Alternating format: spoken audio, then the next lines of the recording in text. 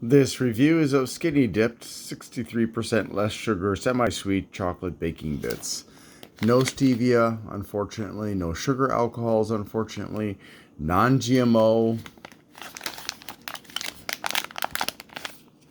It's time for a vacation. Whatever. Let's see. Women-founded. They use allulose, which is actually a good choice. And gluten-free, kosher, I think. That could be parb, I'm not really sure. But safe for Jews and Muslims in that respect. And 70 calories in a tablespoon, 6 grams of fat, of which 3 are saturated, no cholesterol or sodium, 7 grams of fat, of which only 1 is dietary fiber. 1 is better than 0, though. And 3 grams of added sugar, 1 gram of protein. So here we go. The saturated fat comes from the cocoa butter. What? There's milk fat in here? Oh, darn it. All right. There's the blurb. I'm going to down my a bit of lactase for me, so I don't suffer.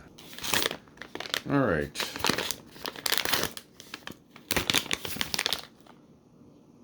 Smells really nice, I have to say.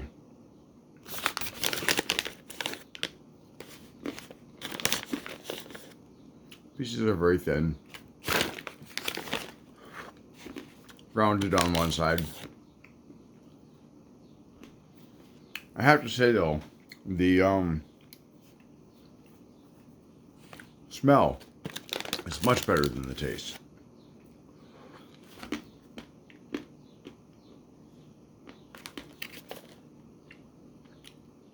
It's also got whole milk, so that's undoubtedly why, because it's got so much milk in it. Because milk just definitely blunts the enjoyableness of chocolate. So for me, it's not a brand that, or not a product that I would buy again. Not just because I'm lactose intolerant, but because it just doesn't taste that good.